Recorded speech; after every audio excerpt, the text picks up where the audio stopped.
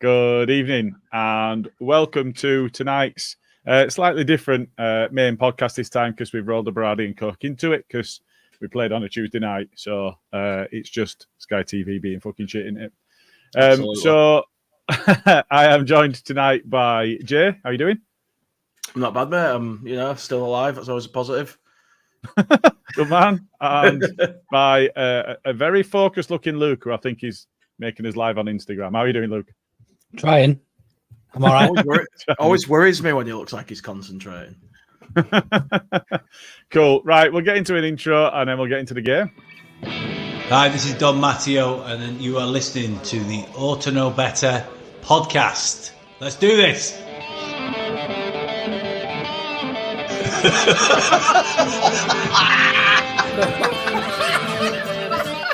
You look like fucking Brolin, you're a Leeds eating bastard. Look like some sort of fucking weird floating head. No.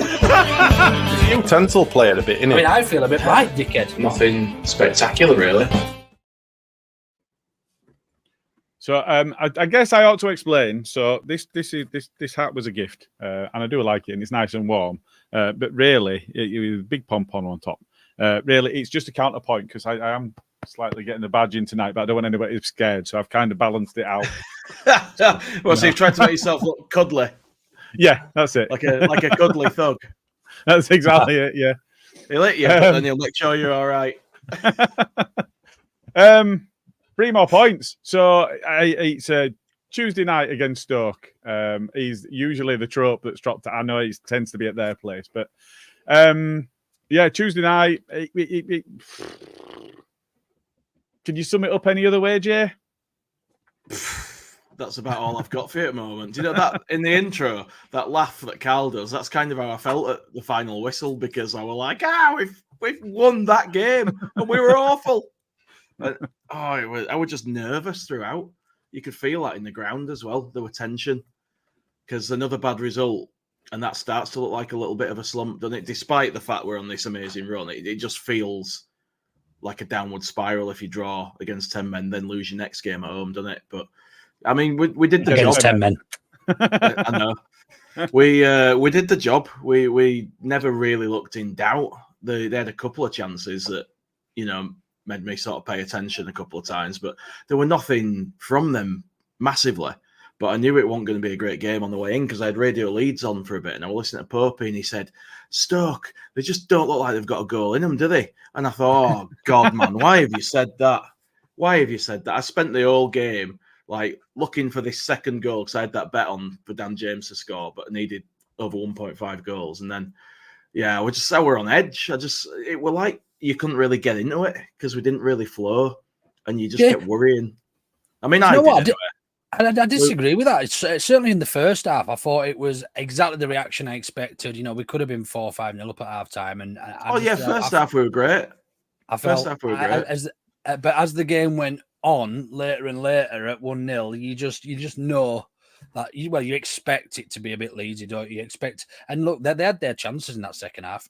In fact, they had a couple of decent ones in the first half, but I just felt that reaction, the way we started that game yesterday was the exact sort of reaction I expected off the back of that disappointing point, shall we say, at Huddersfield. But I still always felt comfortable. I know I say I sort of contradict myself slightly there when I say Stoke had a couple of good chances. They did, but all the running was Leeds. Do you know what I mean? They were quite happy to leather that ball out of their half every time we got anywhere near their final third, and their goalkeeper being probably the man of the match speaks volumes, doesn't it? But arguably, I think Meslier was ours, and I know we'll probably come on to man of the matches in a bit, but it's not a good sign when your goalkeeper is arguably your best player as well. So, look, first half, absolutely ran and ragged. We could have had some early goals. Dan James, a couple of great chances. Bamford chance. Rutter, arguably a penalty as well in the first half. And a well-taken goal from in fact, it was definitely the hardest of the chances Dan James had, and he buried it. Do you know what I mean? So, yeah, I think I was comfortable. But as you say, the old saying goes, can you do it again? I know it's at Stoke on a cold, rainy night, but it was at home. And look, we're 31 out of 33. since the turn of the year, and we've still got a lot of people concerned and already picking different teams and changing it up and saying Mateo Joseph should be starting and things like that. Which, look, I understand people want to have an opinion on it, but why on earth would you put somebody with such limited first team experience into a Yorkshire derby on a Friday night where they've got to stay up? And I get it. I do get it. But also, I think it's absolutely fucking ludicrous. Oh, mate, it is. But it won't stop people. Thing is, I totally agree with you on the first half. It looked like a game we were going to boss. And we looked like we'd come to do what we needed to. It's just by the end of it, it felt like a slog. The second half dragged, and for me, it's like the longer you've only got a 1-goal cushion, the more worried I get. I can't settle down when that's the case. And even though we don't really concede goals these days, you're still worried like hell that we're going to have some dodgy counter-attack and we're going to screw up. But, you know, like you said, like the first half, everything were right. It's just the second half for me. It just felt like we slowed down and we were labouring a bit. But again, Meslier as well, he did what he needed to do. He made some good saves and he came a couple of times and he caught it. And my heart went off every time that happened. I was thinking, that one later on, I think, where their guy was coming for the header and he had to catch it. And I was thinking, oh, Jesus. But he did. Fair play to him. He did everything required of him. He did boot it out of play a few times, but I'll forgive him for that because he caught the ball. No, I think that's fair. Luke, in terms of the game itself and the starting lineup, so we saw some changes that were made. So Archie Gray, Junior Firpo dropped out of the starting lineup. Do we think that was just purely based on the turnaround of games, looking forward maybe to the ones that he'll want for Wednesday?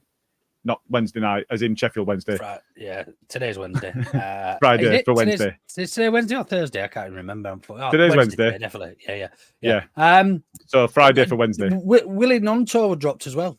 Nonto, if you want to call it dropped, but no, I think the biggest surprise for me was Archie Gray. I think recently, certainly in the game against Huddersfield, we looked a little bit leggy in midfield. I thought Gruev and Kamara against Huddersfield were relatively ineffective against a team that we expected to sort of shut up shop in Huddersfield. So I expected, actually, given Archie's performance against Chelsea, for Archie to be starting in midfield over one of them, probably over Kamara, over the two. But no, I was quite surprised. I did say in my short before the game that I'd like to see Dan James continue his rich vein of form. Coming back from injury, he's looked really sharp. But then again, Nonto's been doing a fantastic job in there. So look, whilst everybody was left out last night, could obviously be a little bit, what's the word? I don't know, downhearted, I suppose. They can also probably see the positives and see the reasons for that. So we've got to take into account. Look, we've Archie only played a few minutes. We've got, Nonto didn't play a full game. We rested Cree for a bit as well. So it is about. Firpo came on late on, didn't he?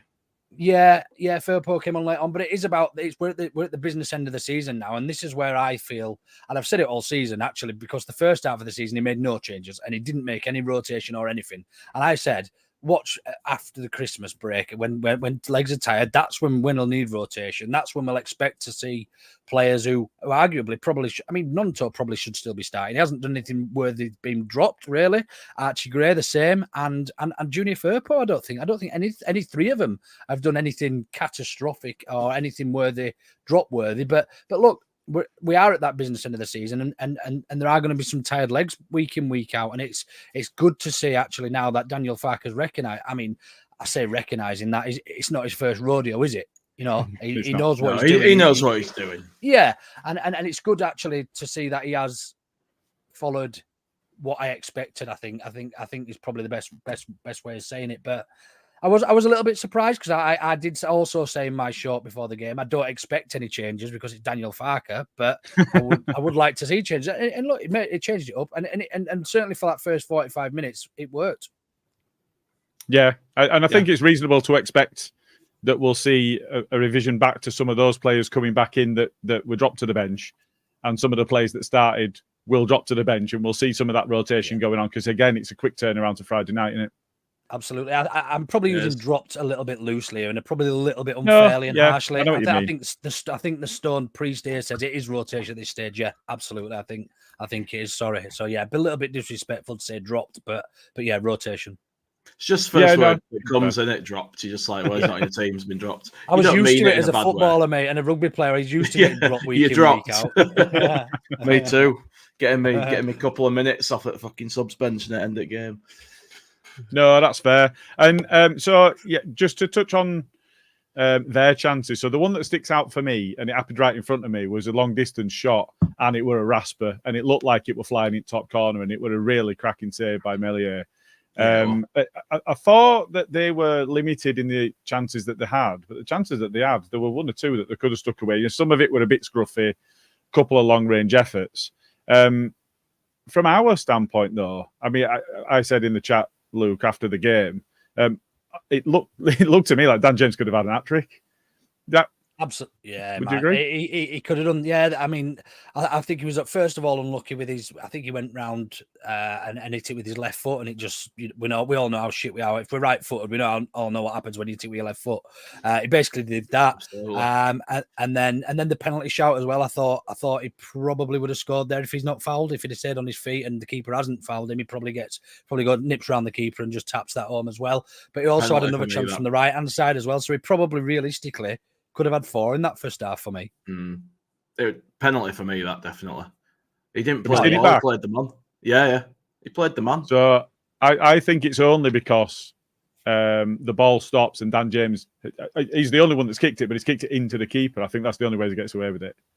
Maybe, but I just... Yeah, the ball stops dead, and it looks like the keeper's made a decent challenge because the ball stops dead. But it's actually his back foot, his trailing foot that stops the ball dead. The keeper, it's a foul. And look, yeah, it's on one knee like he's going to propose to him. I hate VAR, but I'd rather one of them go against us in that sort of game than a tough, a game where where we potentially draw or God forbid lose. But look, it's one of them, and you get them and you don't. We've had them, we've had a couple of decisions that haven't gone against us this season. They tend to even themselves out over the course of the season, you'd say anyway. So yeah, look, I'm not losing any sleep about it now, but at the time I was a little bit like, how the fuck isn't that a penalty? Like, absolutely. I mean? The keepers, I've seen it from 3 views, and the keeper's got the referee has got better view than any of the cameras. He's literally 10-15 yards, and it's a direct line. There's no players obstructing his view or anything. He should be making that call, but look, it is what it is. The keeper covers over the ball but doesn't have control of it. He's not in possession of it. He's just in the way of it. For me, it's just a foul. And why don't the linos ever say anything? Yeah, but I never noticed the position of the referee. But if the referee's there, he shouldn't be even looking at any other officials. He's got the emphasis to make the decision, and if he's there and he's got the right position, he's got to do it. It's a failure on his part, really. Yeah. I would agree. I agree with Luke, though, before you go on, sorry. I agree with Luke. I prefer it this way without VAR. I think we all do, don't we? Oh, yeah.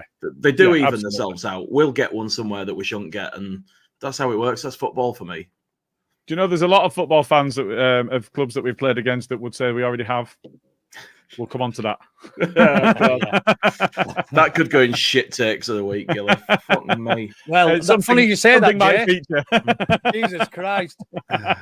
Everyone might as well just clock out now. There's no point watching the rest of it. Jay's just spoiled. It's like the end of the film. It's like Jay telling you the end of Titanic. You don't ever need to watch the first 3.5 hours now. Mate, I didn't realise that everyone only tuned in for shit take of the week. Fuck me. If that's all it is, then we might as well just put that on YouTube. That's the only time they get the fix of Bren, isn't it? Well, the only time to get it. That's true. The ladies do love Bren, so with his dulcet tones.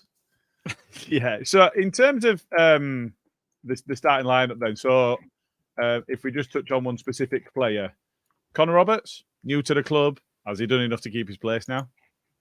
Luke, you first. It depends how we line up against Wednesday. I would like to see. I mean, I don't want to say. I would like to see some additional rotation, shall we say? Not anybody dropped, because I don't think anybody's worthy of being dropped. But I think the centre of the park is looking a bit leggy. I think Grueven and Kamara have done a fantastic job in there.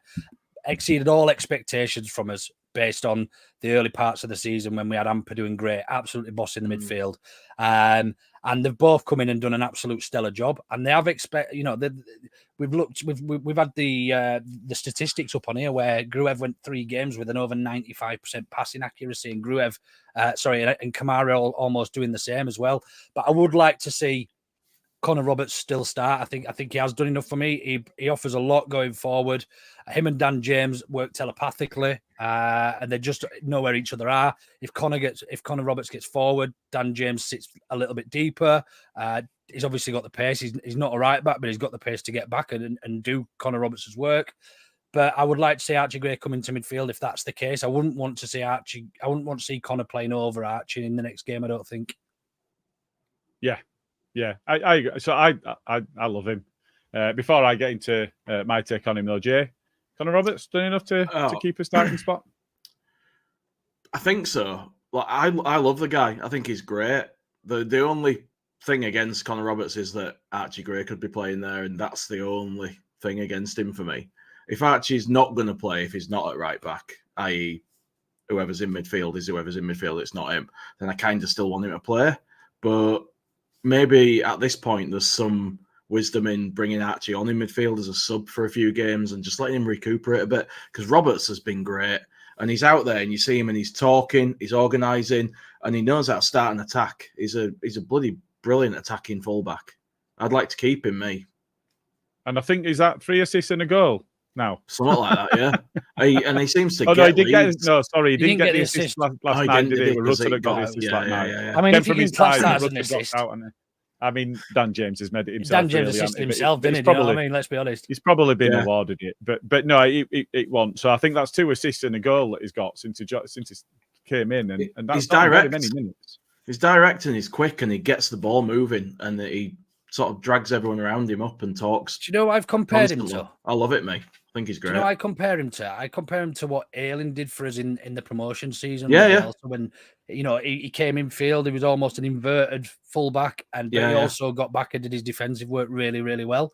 But he's almost got better legs than Ayling, dare I say, because he's a bit quicker. He's a little bit more intelligent. He's probably not as good in the air, but I mean, he's very much that mold of a player for me. But and Joe Bedford makes a great point here on how, and again, it goes back to dropping Kamara, but it's about a bit more rotation for me.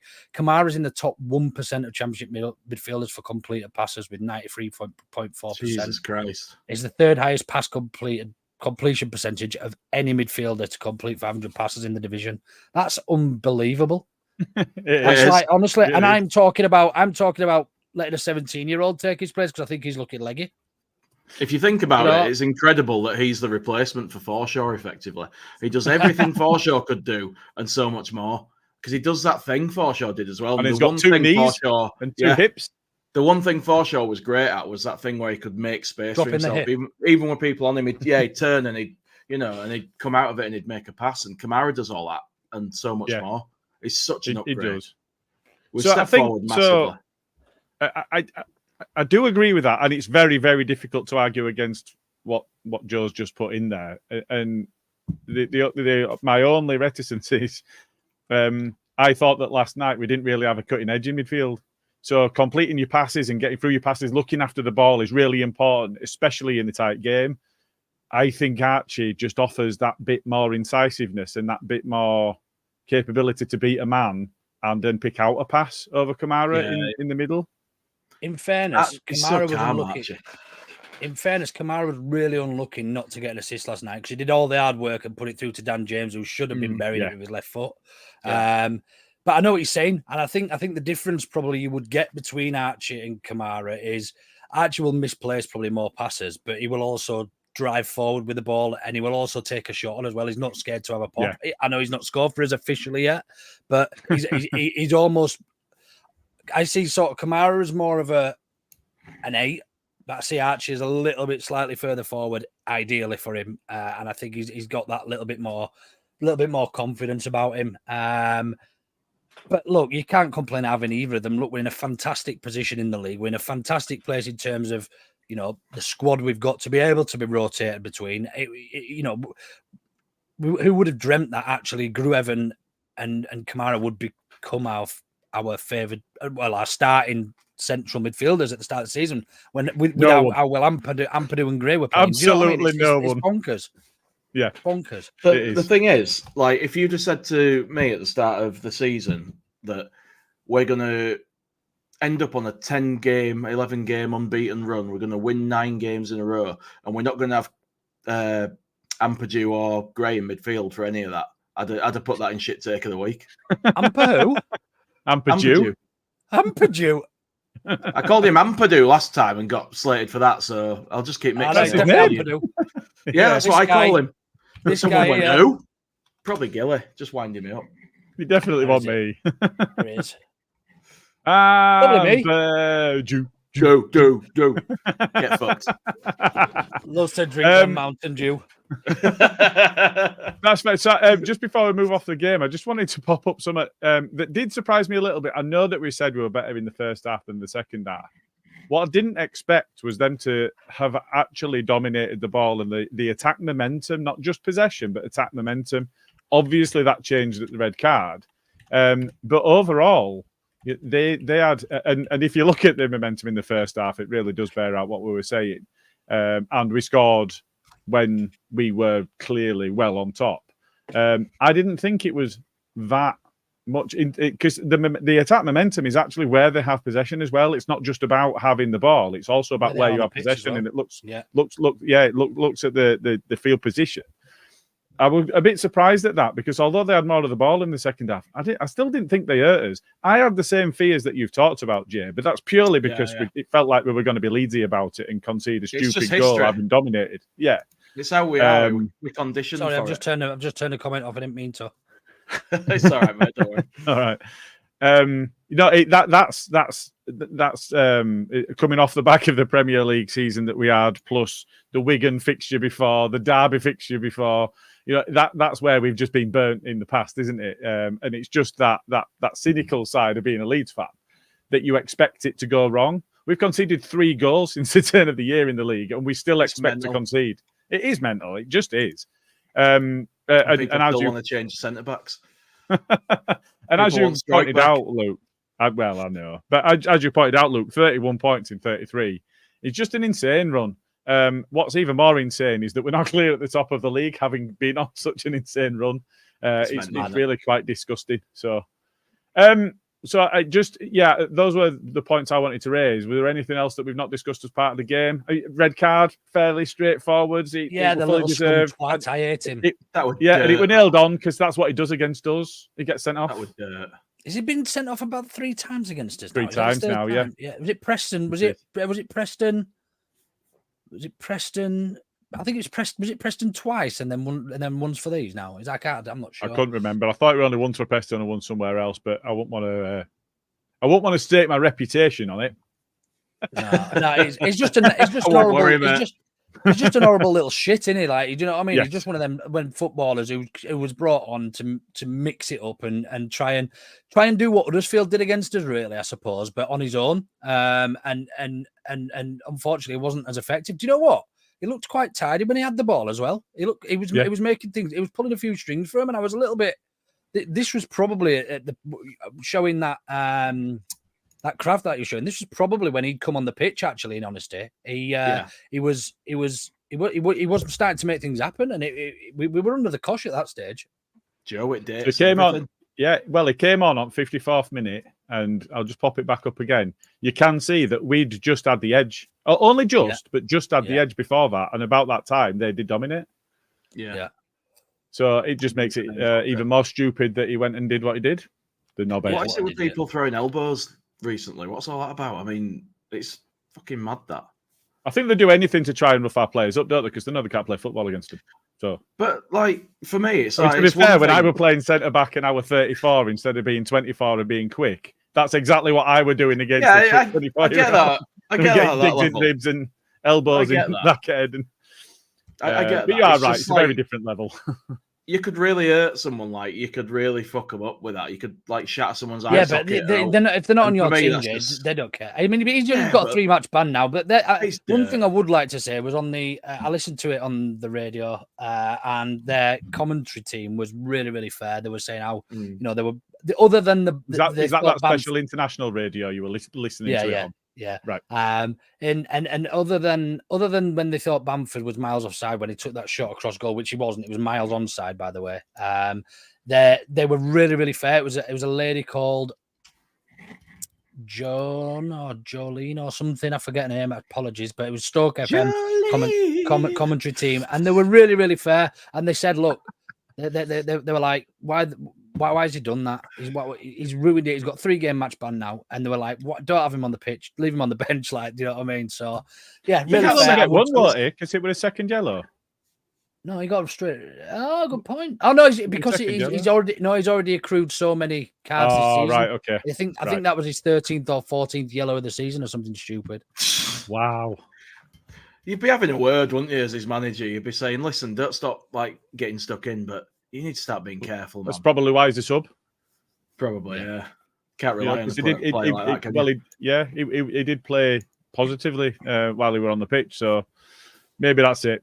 Fair enough. Just before you move on, Gilly, this is a real shame. This is a real shame. I hate them both. Can they both lose? I'll be digging some receipts out later on. I'm telling you, if it stays like that. I'll tell you what, they'll have no left for that game because they gave their all in the cup final. It's always the case, isn't it? So, for anybody that's listening, Luke just popped up a comment that said that Town were getting beat off Cardiff, which is a real shame. I tell you what else is a real shame is I was feeling really positive about everything. You know, I'm looking at the other results coming in as I'm leaving the game last night. Yeah, all right, Leicester have picked up 3 points, but you know what? They're playing. It's fine because they're on a poor run. They've only won by the odd goal, and Ipswich are losing. And then Ipswich were drawing, and I'm thinking, fucking hell, have Pox to draw. And then you're halfway to car, and you can hear it in the people around you. Oh, for fuck's sake! I got to Peacock just in time to see him miss the penalty on the screen. I thought, fuck yes, they fucked it. It's just a point. That's it. And then they somehow they do it, don't they? Do you know what it is, though? Do you know what it is like? We've got to give props to Ipswich. Absolutely. How many times? Big time. How many times? I wish they'd fuck off. Don't get me wrong. Like, do not read this incorrectly. But how many times have we said they're a League One outfit that have come up? They've hardly spent any money, and they're bound to drop off. I've said it since before Christmas. I've said it every other week since. Do you know what I mean? And they haven't. And credit to them. Look, when the games are scrappy, they find ways to win and even pull back and 2-0 down and get draws and stuff. So they deserve every ounce of merit and credit for where they are. It's annoying because the way they're scrapping, you feel like it's got to stop soon. They can't keep getting away with it, but they do. And the number of goals are conceded, the late goals that they're scoring to get the pot. But they keep doing it. On the balance of probability, you would expect them to actually lose one of these games because where they're going to concede one late on rather than score one late on. But they've shown some bollocks. Fair play to them. Yeah, absolutely. If they don't go up, do you think they could boss the league next year, or do you think this is the one and only shot? I think they go up. Do this? I think they go up. I think they'll either get automatic or if they don't, they'll win the playoffs. I think we get automatic still. I don't think they do. I think to answer the question, I think you were coming at there, Jay. I think a lot of that depends on the coach because he's done such a good job to get them up and then take them to that next level. If somebody poaches him, then they probably won't be able to get somebody in that can replicate what he's done. Because he has done well, but sometimes it's just the right people in the right group and the right situation, isn't it? And you can't replicate it once it's gone. Yeah, that's it. So, without some serious investment, I don't think they'll be able to. But it's all ifs, buts, and maybes. But you are right to call them out because they've had a cracking season so far, and all of us said, "Yeah, well, that's not going to continue," and they've just proved us all wrong. So, fair play to them. Just one thing that we didn't touch on that you mentioned, Luke, and then we never came back round to it was the man of the match. So I think you've kind of given your impression on yours. Jay? So my man of the match would have been their goalkeeper, but for us is Meyer. Yeah. Jay? Probably Melier, yeah. Probably Melier. I don't think anyone had an outstanding game. I think it was one of them sort of 7 out of 10s across the board sort of thing. Do you know what I mean? Everyone were decent and did what they needed to. But yeah, I think probably Melier edges it on that basis. Yeah, I agree. So fucking hell. Write this time and date down because we are all in agreement. Yeah. Jesus Christ. I said it leaving game last night that I thought it was Melier. He caught the ball, he made some cracking saves. That save that we mentioned in first half that were a long range shot. And the one at the very end as well to stay really focused. Good. And yeah. Go on, Jay. That long range one I was just going to ask at the time. Did any of you guys think it looked like for a split second they were going to leave it? Because I thought he did, and then he suddenly reacted. No, so I was right up front at Cheese, and therefore I was dead in line with him, and he was stretching every sinew, and it looked like he was. So no, I went Cheese, it happened so quickly. To me, it looked for a split second he thought that's going over, but then changed his mind. I don't know. It's just how it looked to me, but I think he saw it late. I think there was a defender in front of him. It's gone through. He's seen it quite late, and he's had a great reaction save. That might well be it. And he's hit it early as well, hasn't he? He has, yeah. Because I could obviously see the ball set off before he could if he had a guy in front of him, so that makes sense. Yeah. Just one thing before we move on from last night's game is, I mean, we're arguably going through our rough patch or whatever you want to however you want to dress it up, but we're still that started with a 1-1 draw apparently, Luke. Yeah, but that's what I mean. We're not playing that well, but if you can grind away, an away draw I think Fark said something similar in his presser before we played last night, that look, you can't underestimate a point away against a team in the relegation battle, and then to beat Stoke. They're all potential banana skins. If we can go into Wednesday, beat them, and or do well against them, and then Millwall. We got a big break before Millwall, and then we go into the international break. Gives us a bit of a time to reset. I think we'll be in good stead. When you look at how leggy we've been, we need this break. We just have to see it out till then. We just got to get done what we got to get done. And that Huddersfield thing, man, it's like people are overlooking the fact that they've got a new coach and he's a good manager, and he's got a couple of results out of them since he came in. He's getting a tune out of them. Not tonight. They are on a bit of a high though at the moment generally, and people are quick to just look at it and say, "Oh, it's Huddersfield the shit. They had 10 men," and it just glosses over what's really happening, And I know we've really been focusing on the top 4 positions, but have you seen the state of the bottom of the league and what the points? It's about 7 of them on 38 in there. It's absolute madness. It's the weirdest championship season of all time. Sheffield Wednesday are currently bottom of that group of people. So Rotherham are gone, but just above them, Sheffield Wednesday are bottom of that group of clubs on 38, and Swansea are 15th on 42. There's 3 sides on 40, 4 sides on 38, and Birmingham in the middle on 39. It's just any of them could go down. Is that live though? That's live, isn't it? That's as they're playing now. It is. It's so QPR have dropped 1 position, and Birmingham have gone up 1 position. But yeah, so it is mental so far. So just to move us on a little bit. So I think from a perspective of the prediction, so it's been 3 weeks, and that's entirely on me. But we'll do a bit of this. No better predictions. So we do have a recap to do on the Leicester game, on the Huddersfield game, and on the Stoke game. So we'll do Leicester first. And in this one, so Bren went 2-1 Leeds and got 1 point. Jay got himself 5 sweet points. Carl got himself 5 sweet points. Luke got a point. Smarty got a point. The fans got 3 points. And I got a point. And that left the table at the end of the Leicester game. Fans on 26 points. Carl on 33. Luke on 35. Jay on 39, joint with Bren in 3rd place. Smarty on 40 and myself on 42. Fast forward to the Huddersfield game. It won't surprise you to find that nobody got a point. So we'll skip straight over that. And we come to the Stoke game. Bren went 2-0 Leeds. Jay went 2-0 Leeds. Carl went 3-1 Leeds. Smarty went 3-0 Leeds. Fans went 3-1 Leeds and I went 3-1 Leeds. We all got 1 point. I've left one out there. Luke got 3 points by virtue of his 2-1 Leeds prediction. Unbelievable. Which means we now have Fans on 27, Carl on 34, Luke on 38, Jay on 40, Bren on 40, Smarty on 41, and me on 43, which means the top 5 places all have 1 result between them. It's like the championship. Yeah, I'm going to say it's like being top at championship or bottom at championship. You've been reeled in a bit, Gilly. I have. I really I've come have. from nowhere. It's about time we paused it. I've had about 4 correct results out of the last 10 games. The wheels are falling off my season. I was second, so like not long ago. I must have been absolutely appalling with my predictions recently. It should have been Smarty got as well, so I'm mad. Smarty got lots of points in a very short space of time, and he came from nowhere. But yeah, I mean, we're all within 5 points, other than Carl, who's pretty much written off this season. To be fair, he got 5 points in the Leicester game. If he gets another 5 points, he's right in the mix. Let's give up as well.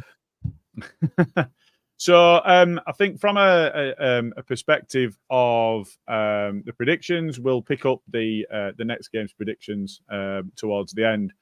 So moving us on again. So I just wanted to bring in a bit of Bren. Hey, has got a shit tick this week, my little spat of fact.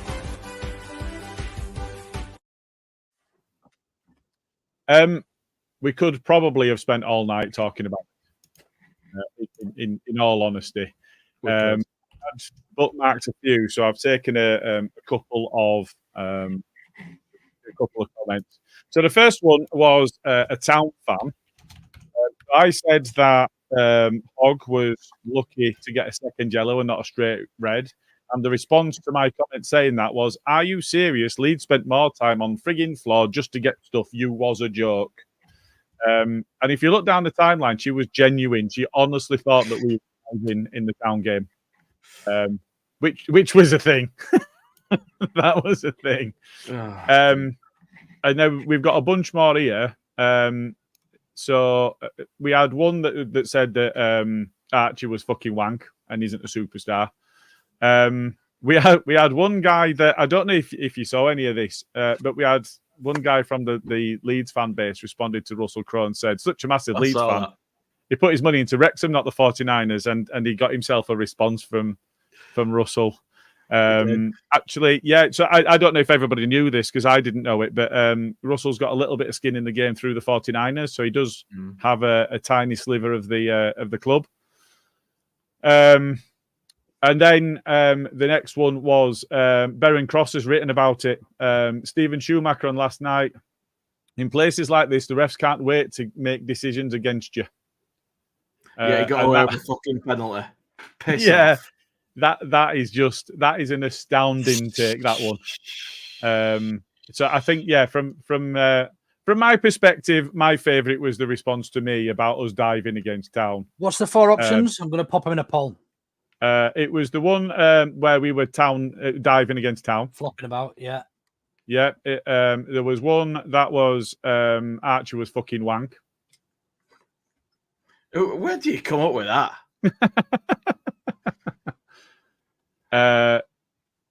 There was one that was addressing Russell Crowe and whether he'd invested in Wrexham or Leeds. And then there was Stoke's gaffer saying that the referee was on our side. I actually saw something else that sort of qualifies. It's a bit mild compared to them, but there was somebody saying, "What the fuck were Victor Orta and Jesse Marsh thinking when they sold Leif Davis?" You know, as if he were the player he is now at that point, and like there weren't like 2 players ahead of him in the team at least, and he wouldn't be what he is now if he'd stayed because he wasn't going to be. Oh no, because he won't get it. Yeah, he won't get in the minutes, was he? It was Schumacher last night, the Stoke gaffer, saying that we got all the decisions. But yeah, Davis didn't have a future at Leeds. He wasn't getting a look in. He was kind of like, it was someone that clearly had some potential, but he was never going to realise it with bit parts in games and being like a 3rd or 4th choice. It's a weird take. Yeah. It's not like he's the player he is now and then we sold him. You know, like, oh, we need a left back, but let's get rid of this kid who gets loads of assists. You want that guy. We didn't know if he were going to be that guy. Yeah, I agree. So, with that, you doing a poll, Luke? Yeah, it's live. Right. So everybody go and we'll revisit what that looks like at the end of the pod. Just a note, just for people watching on X, you probably won't see the poll. It'll be on YouTube if you want to vote. Yeah, so come and watch us on YouTube. Yeah, that's right. Yeah. Thank you very much, guys. So I just wanted to spend a little bit of time now just talking about something that we're doing for Andy's Man Club. So we'll come on to a couple of events that they've got lined up. But on the 23rd of this month, a select group of OKB individuals and members of the actual Leeds-based Andy's Man Club organisation will be doing a mural walk. So we are yet to 100% fully finalise the route, and there is a bit of to and fro around how many murals we can take in without killing ourselves and ended up injured and walking wounded. But we try to take in as many as we can, and we are going to be joined by one or two of the artists of some of them, which is nice. So we are going to be walking around Leeds through various different areas of districts of Leeds, around some of those amazing murals that are there, and we are doing so to do some fundraising on behalf of Andy's Man Club. So we'll put the link out on our socials again. Thank you for everybody that has been on a thank you for everybody that has donated so far. Thank you for everybody that's shared and supported. It does mean a lot, and it is a big deal that people know that they can go somewhere and they can talk and they can share, and just know that it's okay to not be okay all the time, and it's okay to talk. So it's a pretty big deal, and it's something that I think we all feel pretty strongly about. So thank you everybody for your support on that. Absolutely. Cool. So just in terms of next steps, so I think from a viewpoint of looking forwards. Let's see what Joe's doing here. Just well for the said, audio, John. guys. Yeah. Move along. She's saying she's not sure why people voting for Archie being shit as a shit take. He is his worst player in the whole AFL. Move on. Don't look at him. Leave him alone. Oh, that is fair. Sorry? Avanti. Oh. Peter Kay, innit? Yeah. Avanti. So I think from a viewpoint of I just wanted to talk about some news that's come out tonight as well. So Graham had shared something that was associated. Graham Smith, that is, from the Evening Post, had shared something about an EFL finding or an EFL update from a Leicester case where they'd been looking at. So in essence, I don't know, have you guys spent any time looking at this, or do you want me to give a bit of an update on my take on it? Just give it. I've just summarised it. I had a read through it. Like you say, it's a bit of a storm in a teacup. There's a lot of nothings in there. Do you know what I mean? There's not. I had a quick read. Yeah. So in essence, because I think there's a lot of people going, right, the Dockham points right now. At this point in time, Leicester have not been found guilty of anything. As part of EFL legislation, clubs have to project whether they feel what they think that their monies are going to be come the end of June. So because of that, Leicester have followed that principle and have submitted what they think their financial position is going to be come the end of June, if nothing else changes. So if they don't sign any new deals, sell any players, do all of that sort of stuff, they are projected to fall foul of the profit and sustainability regulations. What that means is, if nothing changes, that they might be in breach of that legislation. They're likely to get promoted. There's going to be some prize money regardless of where they finish in the league. Even if they don't get promoted, they're going to get a bit of prize money, which wouldn't have been factored in because they've not had it yet. They're in a position where they will be able to sell a player or two, and it's going to be quite close by the sounds of it in terms of that. So, they'll be in a position where they'll be able to bring in revenue should they need to bring in revenue. So it's all a bit of nothing. I think the biggest fallout from it is actually the EFL see that Leicester have exploited a loophole. And that loophole is, Leicester said that they didn't need to submit a business case as to how they're going to avoid the potential breach of profit and sustainability regulations. What Leicester have said is, we don't have to do what the EFL say, because for a portion of this time period, we were in the Premier League. Yeah. And the EFL have gone, no, that's not true. You've got to do what we tell you to do. And Leicester have gone, fuck you, EFL. We're going to bring in these specialists and they're going to have a look at this. And the specialists have gone, Leicester are right and the EFL are wrong. So the EFL are going to change the rules. So the EFL are going to speak to the Premier League and they're going to shore that up because they think it's a loophole in that clubs do not have to provide evidence as to how they're going to manage. What? So if they do this, then if Everton go down, that means they'd be truly fucked. Because they'll get fucked by Premier League if they stay up, get fucked by EFL if they go down. That would be glorious. In actual fact, all it will mean is that they would have to show how they're going to avoid the breach up front, rather than just avoiding the breach by hook or by crook or by selling players or whatever else. So they would have to show that they have the business acumen to put a business case together that would avoid a breach in the profit and sustainability regulations. And Everton at the moment don't show any signs of having any business acumen at all. Because I wouldn't have said so, no. It's one of them things, isn't it? It's quite bizarre how someone can make that much money in life and yet be so clueless. But it really when is. People buy football clubs, you see it all the time, don't you? Yeah, absolutely. Right, I'm going to spin through some of the comments. So thank you for starring them as we've gone along. Whoever did, I think it might have been a joint effort by both of you. Pod Dodger is along with us. Jump in if you've got any comments on any of these comments. Yeah, no, I'm getting fed up of saying we should have been 3-4 up at half-time. Just bloody score. I think that's a fair comment. Shoot more. Johnny has said, and one really stuck out in my mind when Melier fell over last night when he was coming for the ball and then changed his mind and then he was nowhere. Johnny Brown says, have you noticed how many times players are slipping the last few home games? Are we watering the pitch too much? I noticed that last night. There was one where we ended up on the want back a fast foot pitch, because don't one of the defenders slipped. We want a fast pitch. So I can see why, but I noticed it as well last night. Actually, I think Dan James slipped a few times. Gruev as well from memory. Yeah, it did look like we did slip more than often last night, certainly at home. But I've noticed it for a few games. I think he's right. I think there might be something in that, Johnny. But you are right. We want a fast pitch because it suits our playing style, doesn't it? You know, we want the possession. We want to zip the ball around, so it suits us.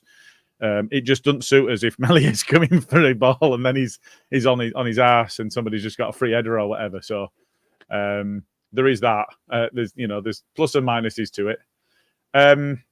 Pod Dodger again. He gets in comments. He's always in comments.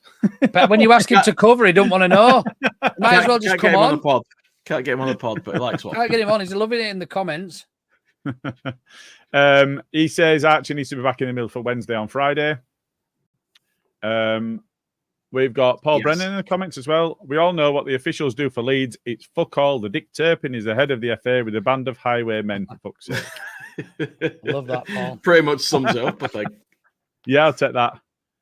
This is something that we quickly spoke about before we came on air, but I haven't mentioned. So the Saints game has been postponed tonight. So there was a massive fire just outside St Mary's. So the Leicester game has been postponed because they're going to be playing Chelsea in the next round of the FA Cup. And tonight's game's been postponed. I think I've not fact-checked this.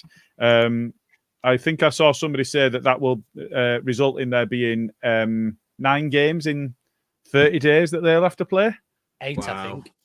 Is it 8 games in 30 days? I think. And also, one of the potential windows to actually play one of those rescheduled games is 3 or 4 days before they play us, where we would have had on the last day of the season, whereas we would have had a full week's rest. That's a hell of a run. Now, I don't know if you've looked at the actual lineups and the runs that the clubs have got. Ipswich need to play. So, some of this is a bit difficult because Ipswich need to play a lot of the clubs that are in and around the playoffs and the top 4. We've played them twice already, obviously, but I think they're playing both Leicester and Southampton before the end of the season. So Ipswich, on the face of it, when you look at it, have got what you would think is the toughest running because they're playing against sides that, on average, are higher up the league than Saints, Leicester, and Leeds. Ours is skewed completely the other way. We're playing the lowest placed, which a lot of in the media, should I say, not on social media, but actually in the media, a lot of people say, well, it's Leeds is to lose them because they're playing sides that are, objectively are worse, have had worse seasons. We're playing against sides that are scrapping for their lives. Ipswich are playing against sides that are going for promotion and playoffs. Actually, Leicester and Saints are playing against sides that are coasting towards the end of the season. Now they're not going to get into playoffs, or it's very unlikely that they are. And by the time they play them, won't be. But they're definitely not in danger of relegation. So I think it's dangerous to get drawn into that because it's the top and the bottom. It's not just the sides that have had good seasons so far and then will walk it. As we've seen against Stoke last night, we didn't make it easy for ourselves. We saw against Town, we didn't make it easy ourselves. So I think it's dangerous to get drawn into that. But I did just want to mention that. But that will be a tough run for Southampton, just on the pure volume of games that they have. Yeah, big time, and against top sides in the division. Yeah, they've still got all three to play: Leicester, Ipswich, and us to play. And us, yeah. I'm so glad that last game's at home. Oh God, yeah. Well, I don't know if you remember it, but it didn't go so well at St Mary's for us. Paul Brennan also says it would be interesting to know what the statistics are for all the tackles that Somerville gets. He gets whacked every match, for fuck's sake. I think that's true. I think it's also true of Ruta. Oh, Ruta, big time. He gets nothing. Do you know what? They do get kicked a lot. I said in the chat, an hour chat last night on WhatsApp, I think, and do you know? I said something along the lines of it would be nice to see them both find a bit of form at this stage of the season, or right now. But I don't think it's so much they're not in form. I just think teams have recognised that there are danger men, and if you watch them, there's 3 or 4 players around them every time they get the ball, and naturally that should create gaps elsewhere. But the style of football we play, we don't switch the ball very often. We don't play left to right, right to left very often. Long balls over the top, switches. Maybe that's something we might look to bring in with these, these big gaps between games. Yeah, we'll see. Yeah, I don't know if it was Square Ball that said it. It might have been, but they were saying Somerville. He seems to have stopped looking to just go when he gets the ball now, and seems to be like holding it up, waiting for people to come at him to try and then get past them or pass it out. It's like he's lost a bit of his zing. You know what I mean? He's not on it like he was. Zing. Yeah, bit of zing. A bit of trickery and running quick off down wing off he goes. Zing. But he seems a bit off it. It's weird because you'll still get a 7 out of 10 out of him, but he looks. And Rutter still got an assist last night. So but he looks a little poor by his own standards because he can do more. By their own standards, that especially when they've been so impactful throughout the course of the season to sort of up until now. I genuinely do think it's because teams have wised up, and I wish Rutter would stop trying to do these little rainbow flicks in the middle of the field and losing it and stuff. But I love it, mate, but not when he loses it. No, not when he loses it. But it led to a goal last night, and I hate he does it, right? But then he threads the ball through to Dan James, who makes and scores the goal for himself. But I just wish he's so frustrating, and he's not a number 10, is he? So that, I mean, we've got to appreciate that it's the first time he's ever played in that sort of position, and he'll learn. I mean, he'll certainly learn if we do get promoted and he gets to play 10 for us in the Premier League. That's for sure, because we'll get punished for it. But yeah, it's one of them. And you've got to take the rough with the smooth, because when he does it and it looks great and he leads to a goal, it's fantastic. When we lose possession, we're all absolutely infuriated. So he's a special talent. He's one of them players that you can't take off, even when he's playing shit, 'cause he still might do something. Yeah. He's going to do something. Yeah, absolutely. I agree with that. And just to touch on the point you've made there, Luke, I do agree he's not a 10, because that's not been his position. Longer term, I think it is his position. I think he's got the capability, and I think that's where he'll end up. A lot to learn, though. Yeah, absolutely. Yeah. No, that's fair. Next one. Skip says this squad is good enough to get top 2. Only thing that may hurt us would be complacency. Would Farke allow that, Jay? I don't think so. I think the only thing that could hurt us is tired legs. I don't think there's going to be complacency in that side. Not with a manager that's been there, done that, and he knows what it takes. He'll know what needs doing and how to keep players mentally focused and stuff. I mean, you don't go and run like we have if you're complacent. Yeah, no, that's fair. Luke, say any different? No, I think he's too seasoned. He's a weathered old bloke, and he doesn't take no shit. And we've seen that the way he's managed a number of characters within the side, from Willie Nunto to Charlie Cresswell already this season. So yeah, I don't think he would allow complacency. If we felt there was any complacency, we've already discussed that we've got back up in almost every position for somebody to come in and do a job, even at striker now, which we thought we'd never say at the start of the season. Yeah. Do you know what I like about his management style as well? He's shown that if you're off with him or you're not wanting to play or whatever, he'll stand up to you and he'll be firm with you. But if you're doing it on the pitch, he'll back you to the hilt, man, and he'll pick you if you're playing well. You won't just get dropped for nothing. Yeah, I felt like you were my father then, telling me like, give me a. He will back you. He loves every last one of you. You know that. Hey, he's the guy you'd want leading you out the trenches, mate. In the Yorkshire Under-10s Cup final. bit of a bad flashback that where you triggered. Yeah, eating oranges on the sideline at half time, losing 2-0. Before game, I'll back you. I'll back him when you lose. He's like, don't speak to me. I think I would just try to remember who it was. I think it might have been Firpo. Did he throw a water bottle? He got subbed off, and I think he threw a water bottle. And I think the way that Farke handled that was different to how other managers might have reacted. In as much as, well, he dealt with it and it was done. And he were open. He said, yeah, there was some frustration, but you know what? I want my players to be frustrated if I'm bringing him off because he's not done the job. Right. I don't want him to be happy about the fact he's getting subbed off and whatever else. So I like the way he handled that as well. And I think that's part of, he has been here at this level. He's done this before. He's been here before. I like that from Firpo though as well. It shows passion, and we love a bit of passion. Passion merchants. I want to see the players give a fuck. Do you know what I mean? I'm okay with that. Yeah. Absolutely.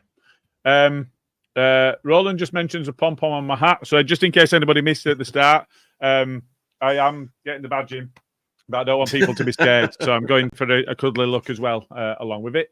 He'll punch you, but he'll lower you to the floor really gently. That's it. He'll look after you. He'll ring you an ambulance after. Unless you put your little pillow on curb and all that. Put your recovery position. Michael Gott says this is what you get with different organisations in charge of a sport. It's pathetic. I think that's EFL versus Premier League, and it was, yeah. That's when he commented that. Absolutely fair comment. Paul Brennan again. EFL are clamping down so they will book gunning for clubs who don't have their houses in order. Just hope Leeds United's books are correct and in order. 49ers seem to be doing things correctly. I think the worst bit about that actually is it's not the 49ers, is it? Because that period that we're looking at is not when they were in charge for large majority of it. Having said that, we spoke to Kieran from The Price of Football. The books have been released. I think the reaction to it was that things could, we've got a lot of players out on loan. There has been large outlay on some of those players.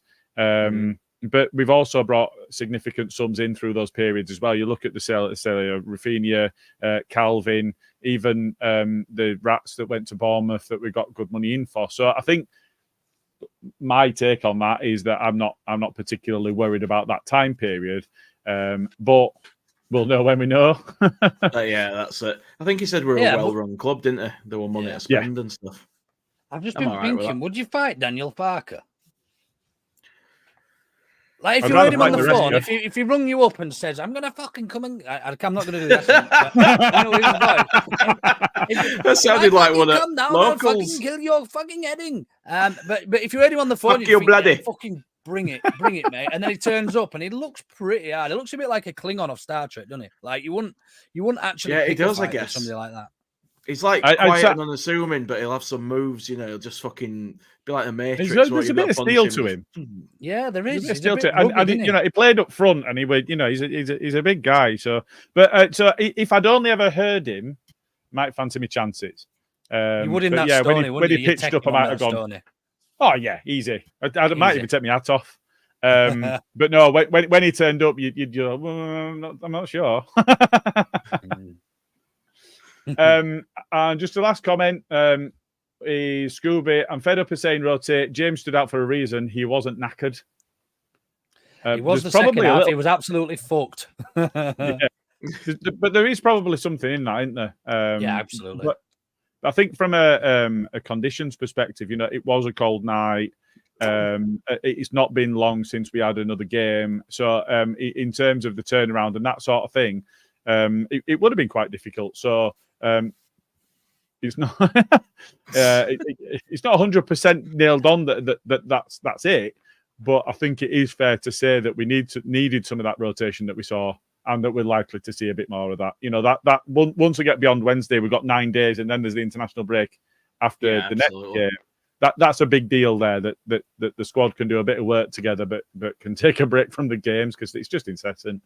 I hope he gives them a couple of days off. Yeah. And then the Stoned Priest says a Leicester fan tweeted Farker looked like a medieval blacksmith. You can see it, can't you? You can imagine him, can't you? Yeah. Just on like an old style film, just hitting making you fucking horseshoes and that, just hitting and then looking up at you like growling. Studying background in Game of Thrones, making sword. Yeah. Cool. We've got through the comments there. So thank you everybody for your comments. Keep them coming in because it does allow us a little bit more of elements to focus on and to talk about. So it's a big deal and we do appreciate them. So just to move us on then, go on, you can read it out, Luke.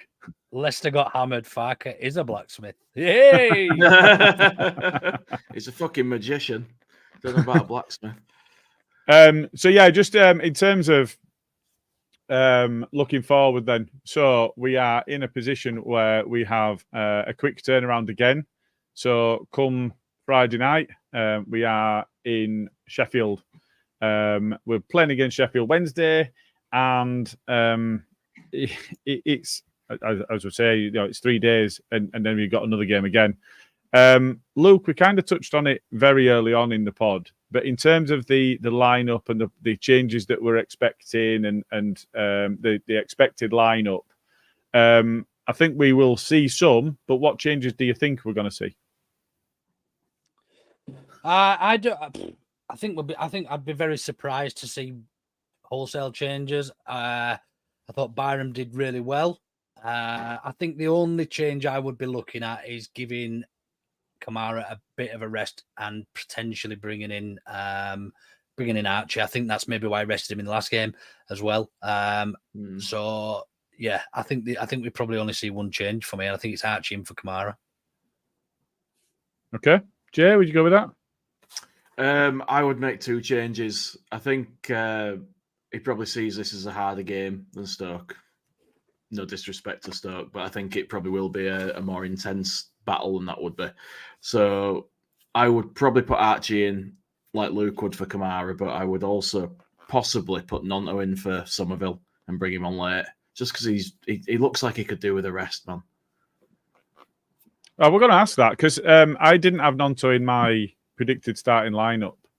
I got the Gray one wrong. I predicted that Gray would start and he didn't, but I didn't have Nonto in. But I did say that actually that's quite harsh because I think if you look over the time that we've had, when Dan James was injured and Nonto came into the side, he was playing well, he was scoring goals, and then he's the one that's dropped back out again because Jimmy's been so good this season. It's almost like he's played himself into an undroppable state. Jay, you said about Rutter that he's got that, for want of another term, he's got that X factor. He's got that ability. Je ne sais quoi. Yeah, he's got that ability to pull something out of nothing. Reminds me of that twat on that advert, though. Remember the advert? Remember the advert with him? It rings a bell. It rings a bell. Him. He used to say it, didn't he? Yeah, he did. Yeah. Was it Stella? It was. Yeah. Paul Weller. He's got that ability to pull something out of nothing, hasn't he? So I think the season Somerville's had, still our top scorer by some distance, didn't he? The way that Rutter's played and the good chances he's created out of that, frustrating at times, but sometimes impactful. Turning, Cruyffing, doing whatever he's doing on halfway line. If it comes off, it goes well. So I think it does make it difficult. But Dan James, for me, is the one that is most impactful over the course of the last 15 games he's played. He's had impact in every game.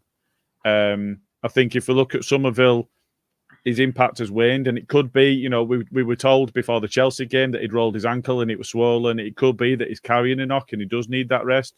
Willie Nonto came on and looked sharp. Joseph came on and he looked sharp.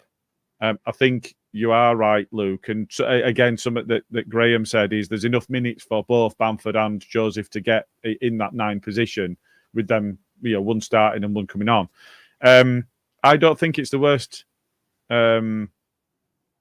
thought in the world to potentially drop Somerville to the bench for this one and start with Nonto and James. I think so. Who knows? But I would agree with Gray in the middle, and I think you're right, Luke. I think that's potentially why he would have started on the bench for last night. Yeah. Sorry, go on. We need his energy. Michael Gotts asked a great question here, and I sort of covered my thoughts on it. I don't know what you two think about. Whilst you say there's enough minutes, do you think this is the stage of a season and a potential promotion race to be given some? And look, he took his chance at Chelsea. He looked really, really handy when he came on last night. I'm not suggesting by any means that he's not a good player and he hasn't deserved a start. I'm just thinking more around man management. I think Farke's managed him really well, giving him opportunities, but to become reliant on him when he's got such little experience and expect him to do the same against, players. Let's be honest, players that are going to kick him about quite a bit as well from the first whistle. I think is probably a little bit too premature to start seeing him starting these sort of games. I don't know. I agree with you, Matt. I agree. I do. With all three of us agreeing again. This is unnatural. Bizarre, isn't it? Right, fucking! I thought Carl were here as well. Then wait till we have a few beers after the game and we can all disagree. Absolutely. Yeah. So I think for me, Bamford starts, and a lot of that comes from the experience that he's got. He's been at this level. He's played for us at this level, and he's got promoted. And I think that the weight of expectation on the 9, probably more than any other one position other than the keeper, where if a keeper makes one mistake, they've scored and they get the pelters. I think I would start with Bamford, but the one thing I would say is Joseph's definitely knocking on the door, and you're right. He came in for Chelsea. He took his chance well. He looked really sharp last night. He was unlucky. I think he flashed one past the post, didn't he? I think he was a bit unlucky on the turn. Not to finish that off. So, and it's great to have that option. I think obviously there's always a caveat to say, well, there's a potential actually that we'll be in a position where we'll make changes because we're forced to. If somebody's not trained or whatever else that we're not party to. But I think you are right. It won't be wholesale changes. It might be one or two. We might see Firpo come back in for Byron because he's not as solid at the back, but he offers. He's got assists when he's played as Firpo, hasn't he? And he offers that going forward. I don't think Byron did anything wrong by any stretch. But for me, I think that there's a bit of a question mark there because he clearly rates Firpo and will be getting forward a lot in this game. It depends on whether he wants it to be a little bit more solid at the back or carry a bit more impetus from the fullbacks going forward for me. But other than that, I think it'll be as you were. Just to refresh your memories, when we played him at home, Jed Spence made a goal-saving challenge. He did. I remember that, yeah. The only good thing he did in the Leeds shirt. That was the only thing he did in the Leeds for sure. He came on for 10 minutes, didn't he? And we all went, whoa! And then when he immediately injured after that, and we didn't see him again for weeks. We thought he was going to be amazing, and then he was just shit and had a bad attitude. So, yeah. Yeah, and he played up left. and then we sacked him off, and then he got all put. He played on left, and then he had an issue about playing on the left. We sacked him off because he turned up late to all of the training sessions and team meetings. He turned up late for the meeting when they sent him back. When they were sending him back, and then he joined his new team, who played him on the left. It's amazing. It's just amazing. And he's getting limited minutes there, by the way. Do you know what? It's because he's crap and his attitude's terrible. It's annoying. I'd give out for that ability. It's a bit to play football like that, and and some guys just don't care. I'd give out for that hair. I think that specific hair would look a bit weird on you, but I think so, quarters and all of that. Don't judge, man. Just before we diverge too much, Gilly, away from what we were saying, can I just ask you guys? Do you think that Joseph is now? That's me, but it looks like Luke's gone. He's bugging off, isn't he? He's probably on TalkSport again. Do you think? Do you think Joseph is now the go-to if Bamford's being subbed rather than Pirro? Do you think Pirro's restricted now to being subbed on in the 10, or do you think it's still up in the air? For me, it'll be Joseph up front. Well, we saw. See, I think that we played 2 up top, didn't we, the other day? We did, yeah. And Pirro and was it Pirro and Bamford played next to each other? I think for a short while against Huddersfield, didn't they? Yeah. So no, I don't think. Yeah, but it would a bit weird, wasn't it? Because we had 3 up front and then we had 3 wingers on as well. So all bets were off at that point. It was his Hail Mary, wasn't it? Yeah. I love when he just goes fucking just shit get them all on. It was like when Southgate were at Borough and he just put 6 strikers on because they were chasing a goal. And now he plays the most defensive football you could ever wish for with the most attacking squad you could have. 7 defenders against Wales. Yeah. But no, I don't think we are restricted. I think we've got lots of different options, which is quite nice. Imagine saying this a couple of seasons ago, though, when we had no midfielders, we didn't buy anyone. And if we wanted to take someone out of the team, it meant scratching around in dirt and either putting a child in or putting a square peg in a round hole. And now we have players that can come in, we can switch out first-team players, and we've got confidence in the guys coming in. I think that's amazing. Like, we've stepped forward so far. We might have got relegated, we might have gone down, we might be rebuilding, starting again. We're in a better position as a club than we've been for years. I'm going to give a little bit of kudos to Luke here, and I don't like doing that at all. Oh, Jesus Christ. Do you have to? When we were getting, when we were a bit of a punch bag for the league at times through last season, Luke actually spoke at that point in time and said, do you know what? It could be a good reset to go down. And I said, there are no positives in relegation. There are none. Oh, I said, you know what? I couldn't comprehend it. Yeah. And my worry was we were going to end up in a situation where we saw all of the rats leaving the sinking ship and we didn't know who the gaffer was going to be and we didn't know just how well he was going to do. And it was a fear-based position there. But I think it's that is, from a position of last season to this, it shows how far we've come. It does. And that's down to Farker and the lads. And we've got players who want to be here now. Do you know? All these players that left at that stage at the end of the season knew they had that option. They had nothing to lose. And we didn't know that they had that option. We didn't know that at the time. They'd have really got it from the crowd if we'd known that. Yeah, fucking hell. Yeah. So I completely agree. I think we've got people here who want to be here, and it shows. Just having that camaraderie, and you can see it. You saw Roden walk off the field yesterday and say, they're not all easy. It's not always going to be. It's not. What did he say? It's not always. Not always going to be nice. Was it something like that? Not always nice. It's not always. Yeah. Not always. Yeah. Not always. Not nice, all going to be nice or something like that. Yeah. But that sort of thing, and then seeing him. We've got the new version of McKennie's mate in Rodon's brother, and it's just a much better experience. Like he's not a cock, is he? No, he's not. That's the main difference. Well, he might be. We don't know him really that well. But and he's taller than 3 foot. Yeah. And he's not American. No offense, Americans. Oh, Jesus. You know what? When we were all going so well, Luke. I know. When we went down, my fear was just another 16 years, and it felt a lot like when we went down the first time, and like we had to put a squad together. We didn't know who were going to be at the club, who were going to be left.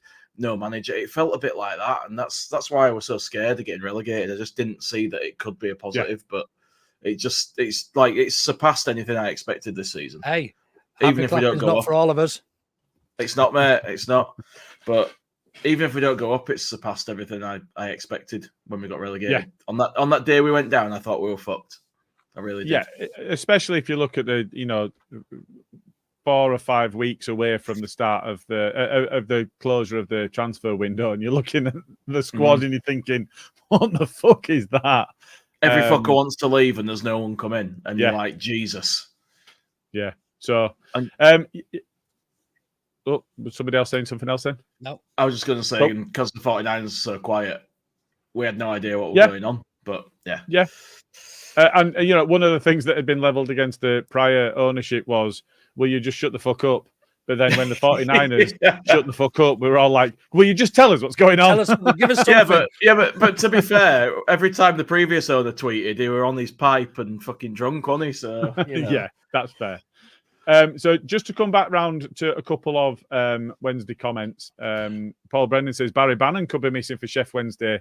Nice. He's their star man, makes them tick up, please out. Tricky match, come on, Leeds, keep fighting. And the Stone Priest points out there's no Pervader for Wendy's either. They love him, a apparently. big deal for them. He's been getting well. He's been playing well. Apparently, he's made the difference for them. And then just one other comment. Joe Bedford says, totally off topic, but I hope they try more of those choreographed free kicks we tried in the game yesterday.